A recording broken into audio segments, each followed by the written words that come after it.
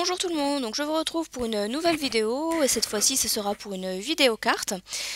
Il s'agit en fait de la carte que j'ai envoyée donc à la gagnante de mon concours que j'avais organisé quand j'ai eu 500 abonnés.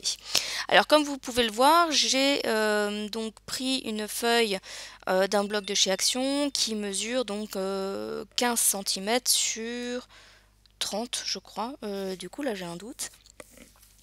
Au pire, je remettrai les bonnes dimensions de la carte, enfin du papier que j'ai utilisé sur l'article qu'il y aura dans mon blog. Donc vous avez vu que j'ai plié le papier de manière à avoir deux volets différents. Et je vais utiliser donc ces dies pour justement découper le premier volet, donc celui qui est par-dessus. Donc voilà comment je vais positionner mes dies et donc ensuite je vais passer tout simplement dans la big shot. Donc voilà, alors c'est des dies que j'avais acheté sur AliExpress et ils coupent très très bien, donc voici ce qu'on obtient. Vous voyez, il y a même une fausse couture au niveau des petits ronds. Donc voilà ce qu'on obtient. Alors ensuite, ce que j'ai voulu faire, alors je vais ancrer les bords, donc avec la vintage photo, puisque le papier était en faux uni marron et avait un aspect un peu vintage, donc du coup j'ai opté pour la vintage photo.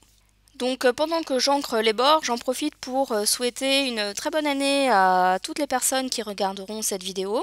Donc je vous souhaite le meilleur pour cette nouvelle année, une bonne santé et que cette année soit prospère pour vous et vos proches.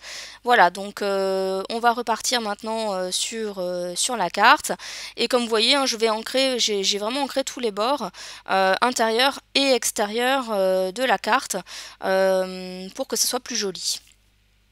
Alors une fois que j'ai terminé d'ancrer ma carte, je vais utiliser cette planche de tampon et plus particulièrement donc cette tête de chat avec l'arrière. Donc ici on voit le corps du chat donc de dos et je vais prendre donc la même chose vers son chien, donc la tête de chien et le corps du chien vu de dos. Donc je vais les tamponner en fait à la STAZON noire puisque je vais les coloriser avec des crayons aquarelles. Donc voilà ce que je vous montre à l'écran. Et donc au niveau du papier aquarelle que j'ai utilisé, je ne saurais pas vous dire parce que c'est une chute que j'avais et je me souviens plus de quel bloc il vient, si c'est mon moulin d'Arche ou le papier de chez Cultura. Je ne me rappelle plus du tout. Donc je vais tamponner et donc ensuite je vais coloriser. Alors pour ce qui est de la colorisation, je me semble que je vous l'ai laissé en vidéo. Vous allez voir qu'en fait je viens prendre la couleur de mon crayon directement avec mon pinceau à réservoir d'eau sur la mine. Je ne pose pas du tout le crayon de couleur sur le papier, tout simplement parce que moi je trouve que ça fait des marques et j'ai beau mettre de l'eau dessus, etc. Je trouve que ça reste, donc je trouve que ça fait pas très joli. Donc voilà, donc je viens prendre en fait directement la couleur sur la mine de mon crayon.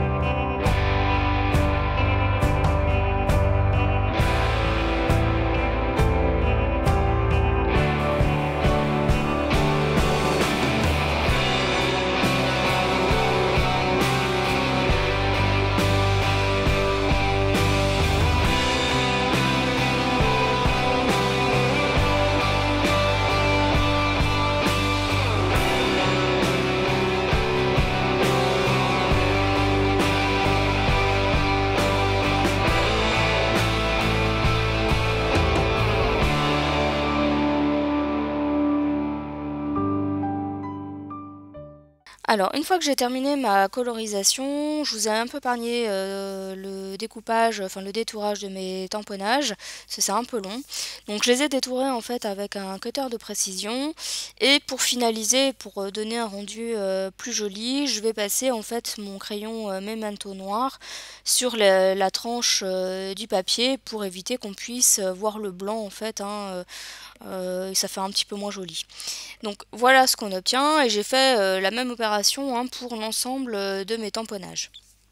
Alors ensuite, je vais passer donc à la découpe. Alors je vais découper en fait le Motex dans le papier aquarelle, mais on y reviendra un petit peu plus tard. On va pour le moment passer à la décoration de l'intérieur de ma carte, puisque mon papier était blanc, donc je ne voulais pas le laisser tel quel. Donc vous avez vu, hein, j'ai pris un papier d'un bloc de chez Action et surtout ce que je suis en train de faire, vous ne le faites pas parce que c'est une erreur de ma part. Donc vous voyez que j'ai tracé en fait mes repères donc sur mon papier du côté du motif et je vais replacer en fait, hein, pour savoir où placer mes dies, je m'aide en fait de mes chutes de papier que j'avais obtenues en découpant en fait ma base de carte.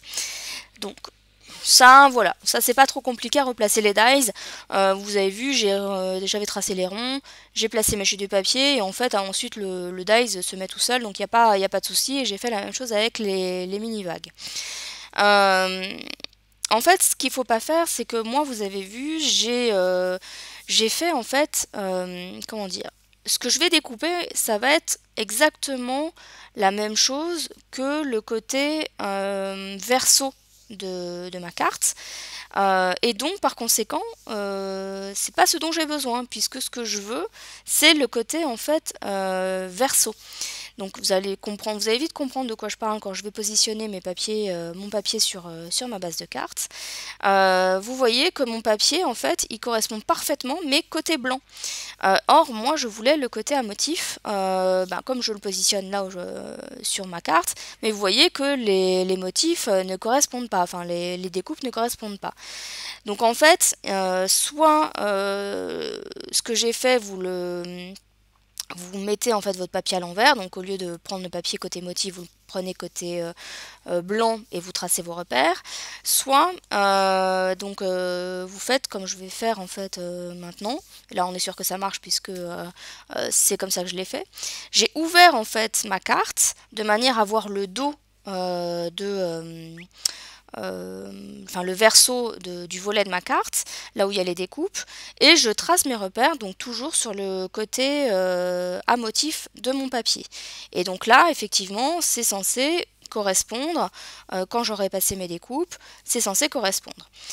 Alors ensuite, pour placer les dies, donc là c'est un petit peu plus compliqué, parce que en fait ce que je vais tracer c'est l'inverse de la découpe de mon dies. Donc pour les ronds ça il n'y a pas de souci, mais pour les mini-vagues c'est un peu plus problématique. Donc ce que j'ai fait, je me suis aidée en fait de ma lampe de bureau, la lumière, pour pouvoir en fait placer mon dies, comment dire, en m'aidant justement je sais pas comment expliquer, mais vous voyez un petit peu, je m'aide en fait de l'ombre que ça fait. Donc voilà, de face à moi, j'ai les repères que je me suis tracés avec mon crayon à papier, et par derrière je viens placer mon dies et je mets justement de l'ombre qui est faite avec ma lampe pour bien positionner en fait mon dies. Alors c'est pas une technique à moi, hein. Ça en fait le hasard a fait que j'ai vu cette technique là en vidéo, c'était sur une vidéo américaine et c'était donc je retrouverai pas la vidéo parce que là c'est vraiment ancien. Mais c'était Jennifer McGuire qui avait montré cette technique en vidéo. Bon, elle le fait hein, mieux que moi parce que elle prend son téléphone portable où elle met la lampe et elle pose le papier dessus, en fait, si vous voulez. Un peu comme le principe d'une table lumineuse. Bon, moi, je l'ai fait un peu comme ça avec ma lampe, hein, mais vous voyez, j'ai pas eu de soucis. J'ai bien pu faire ma découpe et vous allez voir que ce que j'ai obtenu, ça correspond pile poil, donc il n'y a pas de soucis. Voilà. Après, il faut être un peu précis et un peu de patience pour savoir positionner les dies. Là, c'était des formes relativement simples. Maintenant, je m'amuserais peut-être pas à le faire avec des formes un petit peu plus complexes. Donc voilà, donc une fois que j'ai obtenu enfin le papier découpé de manière adéquate, je vais coller donc ce papier avec de la colle, enfin un stick de colle, tout ce qui est le plus classique. D'ailleurs, vous avez pu remarquer que j'utilise plus la colle UU, j'avais acheté la marque Leclerc, qui était quand même un peu moins chère, et je trouve que les bâtons de colle de la marque Leclerc durent beaucoup plus longtemps que les bâtons de colle UU. Parce que, enfin voilà, ça c'est une petite anecdote, mais je me suis fait la remarque au premier tube, après je me suis dit non, c'est peut-être moi qui... et en fait non. Au bout du le deuxième tube, je l'ai encore en cours, et pourtant je peux vous dire que je l'ai utilisée. Donc elle s'use beaucoup moins vite cette colle. Alors, je repasse mon encre sur le papier, puisqu'en collant le papier, on ne voyait plus l'aspect ancré de mes bords. Donc, et voici les 4 tamponnages. Alors là, maintenant, on va passer justement à la partie collage de mes petits personnages. L'idée en fait c'est que comme la carte elle s'ouvre, je voulais qu'on voit la tête du chat et du chien donc sur le devant, et puis ben, bien évidemment comme on ouvre, eh bien on voit l'arrière du corps de l'animal. Donc voilà, donc c'est l'effet on va dire recto verso. Donc je trouve l'effet plutôt sympa. C'est vrai que quand j'avais reçu cette planche de tampon, j'avais pas tilté que je pouvais faire ça. C'est en fait après coup, quand j'ai reçu les dies ronds avec les petits nuages là, je m'étais dit ah tiens, je ferais bien une carte un peu dans ce style-là. Et c'est en prenant ma planche de tampon, je me suis rendu compte que en fait les tamponnages, enfin les tampons me permettaient de faire le recto et le verso. Donc je trouve en fait l'effet vraiment sympa. Donc voilà ce que ça donne. Donc voilà. Donc en tout cas, moi j'aime bien, je trouve que ça change un petit peu des cartes qu'on peut faire d'habitude. Donc voilà, donc là je remets un petit peu d'encre, puisque j'en avais pas mis suffisamment. Et donc ensuite, on va passer donc à la décoration. Je me souviens plus si je fais le devant ou l'intérieur, je vais faire peut-être le devant. Je me souviens plus très bien. Alors, je vais passer en fait au devant dans un premier temps. Donc vous vous rappelez que j'ai découpé en fait ce mot donc dans mon papier aquarelle, et donc là ce que je vais tout simplement faire, je vais faire un dégradé, je vais utiliser 2 couleurs. Au départ je voulais en utiliser 3, mais en fait 2 c'était suffisant, 3 ça faisait un peu beaucoup en fait. Donc je vais prendre donc une couleur un peu plus claire. Donc là, je mets toujours de mon pinceau réservoir d'eau, hein. Donc je mets la couleur la plus claire bah, en fait sur l'ensemble du mot. Je ne m'embête pas. Comme ça c'est un peu plus simple. Donc vous voyez, hein, je mets quasiment sur l'ensemble des lettres. Je laisse vraiment qu'un tout petit espace en blanc, mais parce que l'idée au départ c'est que je voulais faire enfin 3 couleurs, mais je me suis vite rendu compte que 3 couleurs ça allait être un peu juste, donc du coup j'ai zappé le orange, et non j'ai pas zappé... Donc j'ai zappé le rouge. Et donc je mets l'orange sur le haut des lettres. Donc toujours avec mon pinceau à réservoir d'eau. Et en fait le dégradé se fait quand même relativement, j'ai presque envie de vous dire tout seul. J'ai pas eu besoin de trop repasser, je crois que je l'ai quand même fait, mais plus pour me donner bonne conscience qu'autre chose. Parce que déjà, rien qu'en posant les 2 couleurs, je trouvais qu'elles se mélangeaient déjà très bien entre elles. Et du coup, j'ai pas eu grand chose à rajouter en fait, hein, et voilà ce qu'on obtient. Donc franchement, j'aime bien, enfin, la technique est pas mal, je trouve que c'est sympa pour coloriser des mots. Voilà, en tout cas, si ça peut vous donner une idée, ça change un petit peu des découpes avec la même couleur, enfin voilà, donc là en fait, ce que je vais faire, c'est que je vais mettre le mot en relief. Pour éviter d'avoir à utiliser de la mousse 3D qui se serait vue, il serait pas fait forcément très joli. J'ai pris en fait, j'ai découpé dans deux fois le mot thanks dans du papier un petit peu épais. Vous voyez que je les colle les uns avec les autres. Et ensuite, alors moi je l'ai pris bleu. Me demandez pas pourquoi.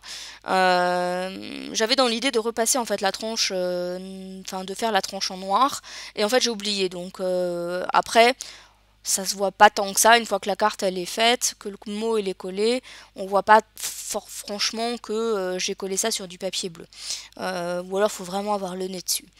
Donc voilà, on obtient une petite épaisseur et je trouve que c'est sympa. Ça fait un petit peu moins disgracieux qu'en ajoutant de la mousse 3D qui se voit en fait. Donc voilà. Donc là je trouve ça quand même le résultat assez sympa. Donc ensuite, hein, bah, je vais toujours utiliser mon stylo colle hein, pour coller le mot thanks, en faisant attention de ne pas mettre de colle sur le S, puisque vous avez peut-être fait attention, le S n'est pas est dans le vide, si vous voulez, il n'est pas collé sur le papier.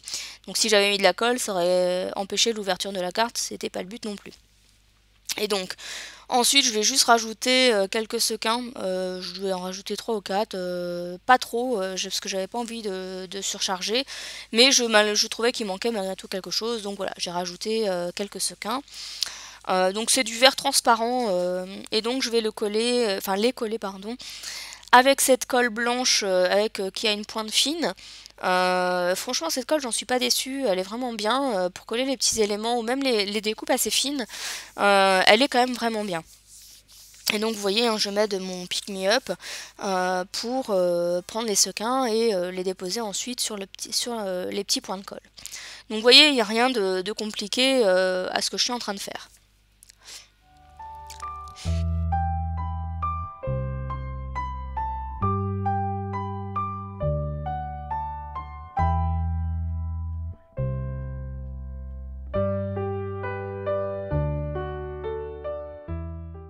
Alors maintenant que le devant de la carte est terminé, donc je vais passer à l'intérieur pour continuer la décoration. Donc là, du même bloc de papier que je vous ai montré tout à l'heure hein, pour la partie verso du premier volet, j'ai pris en fait un papier où il y avait des petites lignes, donc c'était idéal en fait puisque je trouvais que ça symbolisait bien l'endroit où j'allais écrire. Donc voilà, donc j'ai pris mon papier, vous voyez que je ne l'ai pas du tout découpé, donc effectivement hein, il ne couvre pas l'ensemble. Et donc ce que je vais faire, c'est que je vais utiliser la chute sur laquelle je m'étais trompée. Donc vous voyez, hop, je vais coller et ensuite je vais couper l'excédent. Comme ça, voilà, il n'y a pas de gaspillage. Et je vais de mémoire remettre peut-être un... Alors c'est peut-être hors caméra que je l'ai fait, mais j'ai remis, il me semble, j'ai repassé en fait à l'encre, à la vintage photo. Et ensuite, pour masquer les bords, l'espace blanc, j'ai utilisé un masking tape donc blanc avec des petites plumes bleues. Alors, pourquoi j'ai pris avec des petites plumes bleues? Tout simplement parce qu'en fait le papier à motifs qui est à droite et à gauche de la carte, il y a des petits motifs bleus en fait, donc c'était pour rappeler donc tout simplement le papier que j'avais utilisé. Et donc voilà ce que j'obtiens une fois que ma carte est terminée. Donc j'espère qu'elle vous aura plu, n'hésitez pas à me dire ce que vous en avez pensé, et pour ma part je vous retrouve bientôt dans une prochaine vidéo. Bye bye!